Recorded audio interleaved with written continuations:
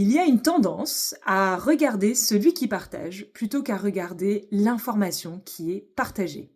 Il y a quelques jours en arrière, j'ai partagé quelques informations au sujet d'expériences de vie que je vis déjà depuis plusieurs années dans une spiritualité que l'on appelle la spiritualité d'aujourd'hui et dans laquelle il y a de nombreux dangers, il y a de nombreux contresens et il y a énormément de choses à souligner et qui mériteraient peut-être d'être mises en lumière aujourd'hui. On m'a taxé d'être en colère et on m'a beaucoup dit que ce qui comptait finalement dans le fond, c'est que j'étais en colère.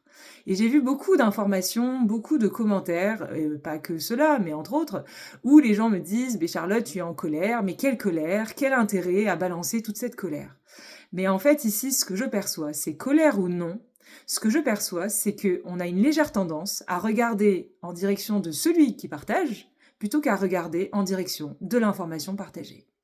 Ici, cette information partagée, elle est capitale, elle est importante à entendre aujourd'hui parce que c'est la réalité.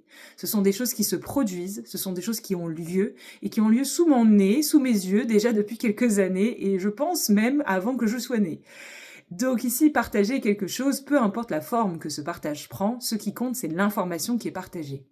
Qu'il y ait de la colère ou non, cela ne change rien au propos qui est partagé. Alors pourquoi sans cesse tourner son regard en direction de la colère plutôt que de tourner son regard en direction de l'information?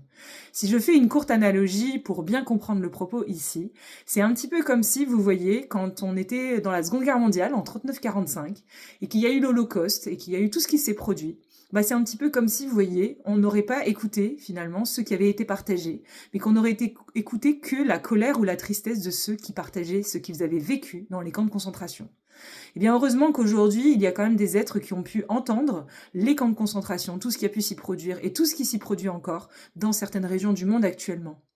Eh bien, ici, peut-être qu'alors, il serait intéressant d'écouter l'information plutôt que d'écouter celui qui la partage.